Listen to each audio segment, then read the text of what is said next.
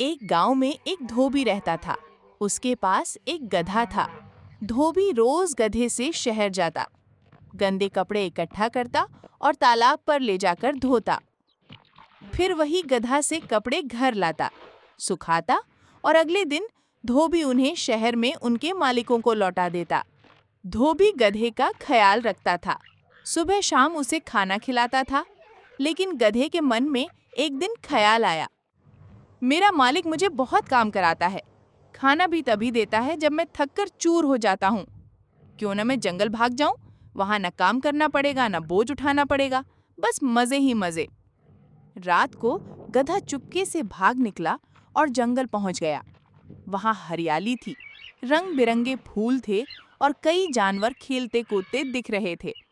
गधा बहुत खुश हुआ और बोला, वाह, अब मैं आजाद हूँ, अब मजे ही मजे हैं।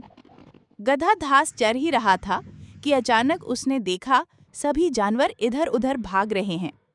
एक खरगोश उसके पास आकर बोला, अरे तुम भाग क्यों नहीं रहे हो?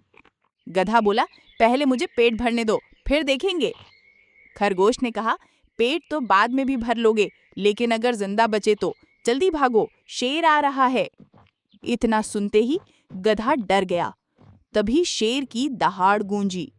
खरगोश तो बिजली की तरह भाग निकला और गधे ने भी डर के मारे दौड़ लगा दी।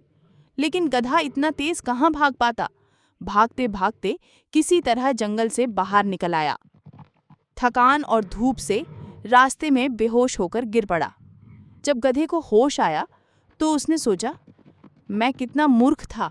गांव में काम भले ही करना पड़ता था, पर खाना समय पर मिलता था और सबसे बड़ी बात, मेरी जान सुरक्षित थी। आज़ादी का मतलब बेमकसद भागना नहीं, बल्कि जिम्मेदारी निभाते हुए जीना है। गधा तुरंत वापस धोबी के पास गया। धोबी उसे देखकर खुश हो गया और बोला, अरे तू कहाँ चला गया था? मैं तो परेशान हो गया था।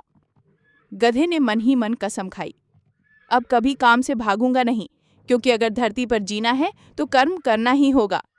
भागने से आज़ादी नहीं मिलती, असली सुख मेहनत और जिम्मेदारी निभाने में है।